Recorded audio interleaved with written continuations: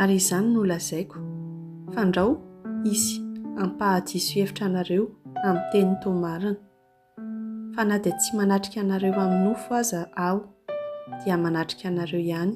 amin'ny fanahy ka mifaly sy mijery ny filaminanareo sy ny tsy fiovan'ny finoanareo any Kristy.